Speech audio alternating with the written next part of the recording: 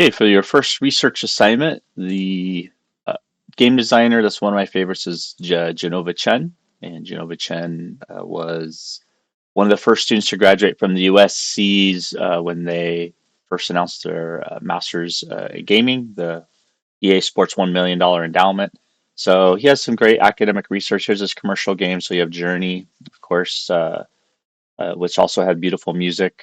And you can see a series of Journey and Flower and Flow, and each one follows this flow theory state and is a kind of beautiful indie style game, not very detailed, but has a certain visual and audio and gameplay quality to it. And down here, you can see his flow in games. And if you click on his academic research right here, this will take you to this kind of write up on flow. So this is where you'll learn a little bit about flow from Mihaly. He's a East Bay Berkeley professor, I believe, or his son is here in Berkeley anymore. I forget. Let's take a look if this has been updated. So you could read a little about him, and this is a good book to read to understand a lot of the creativity and flow, the psychology, getting into flow state, the psychology of it. So pretty, pretty much the premier or main theory for getting into flow state or getting people to, really enjoy getting into flow state playing your game. So this gives you a nice little overview here.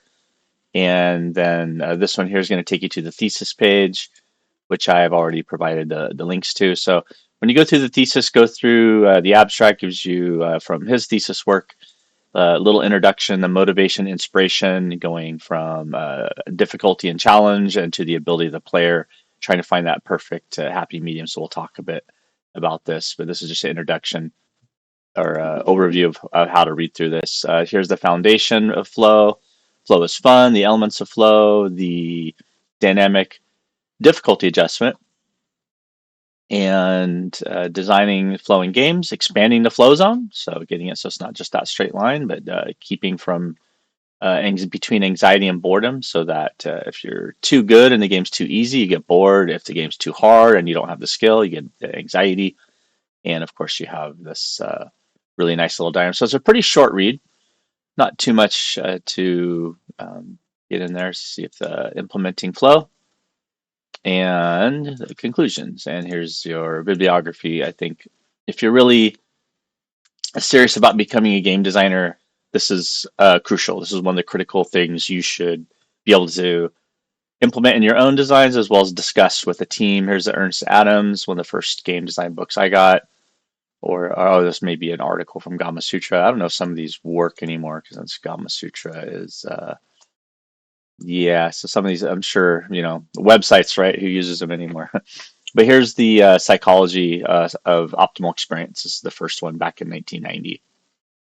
And so this should be enough to get you started. Yeah, so the first game designer to know about is Jenova Chen, one of the founders of that game company.